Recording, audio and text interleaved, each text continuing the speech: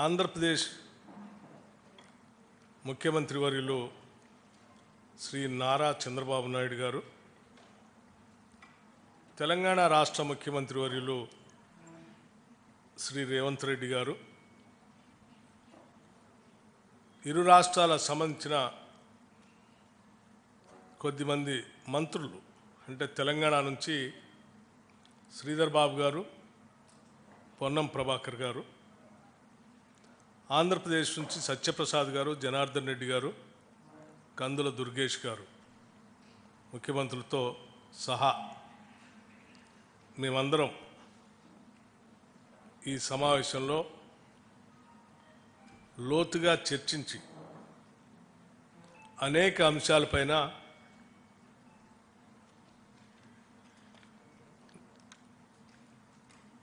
చర్చలు జరిగాయని చెప్పడానికి సంతోషిస్తూ ఉన్నాం. ఆంధ్రప్రదేశ్ రాష్ట్ర విభజనకు సంబంధించి విభజన ద్వారా తెలంగాణ రాష్ట్ర ప్రయోజనాలు లేకపోతే ఇరు రాష్ట్రాలకు సంబంధించిన అంశాలు గత 10 సంవత్సరాలుగా పరిష్కారానికి నోచుకోనేటటువంటి కొన్ని అంశాలు, వీటన్నిటిపైన త్వరితగతిన చర్చించుకొని ముందు పోవాలనేటువంటి ఆలోచనతో ఈ సమావేశాన్ని ఈరోజు ఇక్కడ ఏర్పాటు చేయడం జరిగింది. అయితే గత 10 సంవత్సరాలుగా విభజన చట్టంలో పొందుపరిచినటువంటి అంశాలు ఇతరత్ర పరిష్కారానికి నోచుకునేటువంటి అతి ముఖ్యమైన అంశాలు కూడా వాటన్నిటికీ ఈ సమావేశంలోనే సమాధానాలు కానీ పరిష్కారాలు కానీ దొరుకుతాయని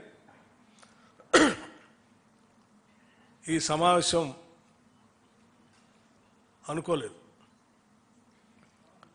కాకపోతే వీటికి పరిష్కార మార్గాలు చూపించడానికి ఏదో ఒక విధానపరమైన నిర్ణయాన్ని వ్యవస్థను ఏర్పాటు చేసుకో అవసరం ఉంది. కాబట్టి ముందుగా 2 రాష్ట్రాల ముఖ్యమంత్రులతో సహా ప్రతినిధి బృందాలు అందరూ కూలంకషంగా చర్చించిన తర్వాత ఒక నిర్ణయాన్ని రావటం జరిగింది. ఆ నిర్ణయం ఏంటంటే, వీటి పరిష్కార మార్గాలు చూడటానికి ముందుగా ఉన్నత స్థాయి అధికారులతో కూడినటువంటి ఒక కమిటీని 2 రాష్ట్రాలకు సంబంధించినటువంటి ఉన్నత స్థాయి అధికారులతో, అంటే చీఫ్ సెక్రటరీ స్థాయి అధికారితో సహా వారితో ఇంకొక 3 మెంబర్, ఈచ్ స్టేట్కి 3 మెంబర్స్ కలిపి ఒక కమిటీని వేసి కొద్ది రోజుల్లో, అంటే అనగా ఒక 2 వారాల లోపల సమావేశమై సాధ్యమైనంత వరకు వాళ్ళ స్థాయిలో పరిష్కారానికి వచ్చేటువంటి అంశాలని చర్చించి పరిష్కార మార్గాన్ని ఎత్తడం కోసం ఒక కమిటీ వేయాలని నిర్ణయించడం జరిగింది. ఈ ఉన్నత స్థాయి అధికారుల కమిటీ ద్వారా కూడా పరిష్కారం కానటువంటి అంశాలు ఏమైనా ఉంటే 2 రాష్ట్రాలకు సంబంధించిన మంత్రులతో కూడినటువంటి ఒక కమిటీని వేయాలని, ఆ కమిటీలో పరిష్కార మార్గం కోసం వాళ్ళు సమావేశాలు పెట్టుకొని కొన్ని మార్గాలు చూడాలని, రాష్ట్ర స్థాయి మంత్రుల కమిటీలో పరిష్కారం అయ్యేటువంటి అంశాలని ఇరు రాష్ట్రాలకు సంబంధించినటువంటి ముఖ్యమంత్రి స్థాయిలో అంగీకరించటం, ఒకవేళ అక్కడ కూడా పరిష్కారం కానటువంటి మార్గాలు ఏమైనా ఉంటే, ఆ అంశాలు ఉంటే మళ్ళీ రాష్ట్ర స్థాయిలో ముఖ్యమంత్రుల స్థాయిలో సమావేశాన్ని ఏర్పాటు చేసుకొని పరిష్కార మార్గం కనుగొనడం కోసం ప్రయత్నం చేయాలని. అంటే ఒకటి ఉన్నత స్థాయి అధికారుల కమిటీ, ఆ తర్వాత మంత్రిమండలి సంబంధించినటువంటి కమిటీ, ఆ తర్వాత ముఖ్యమంత్రి స్థాయిలో నిర్ణయాలకు సంబంధించి సమావేశాలు ఏర్పాటు చేసుకోవాలని ప్రాథమికంగా ఈనాటి సమావేశంలో తీసుకున్నటువంటి నిర్ణయం.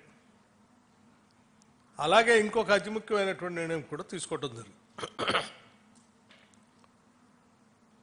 తెలంగాణ రాష్ట్ర ప్రభుత్వం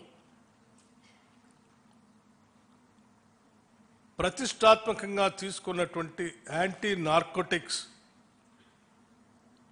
అంటే డ్రగ్ ఫ్రీ రాష్ట్రంగా ఈ రాష్ట్రాన్ని తీర్చిదిద్దటం కోసం ఒక ప్రత్యేకమైనటువంటి డ్రైవ్ని తీసుకుంది. అడిషనల్ డీజీ స్థాయి అధికారిని నియమించి ఒక పెద్ద వ్యవస్థను ఏర్పాటు చేసి డ్రగ్స్ వ్యతిరేకంగా కఠినమైన నిర్ణయాలు తీసుకునేటట్టుగా ఒక కార్యాచరణ ప్రణాళిక తీసుకొని ముందుకు పోతా ఉన్నాం.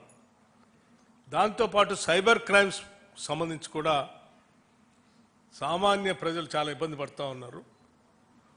ఈ సైబర్ క్రైమ్స్ నుంచి కూడా ఈ డ్రగ్స్ నుంచి కూడా రాష్ట్రాన్ని కాపాడాలనే ఉద్దేశంతో ముందుకు తీసుకొని పోతున్నటువంటి ఈ ప్రక్రియలో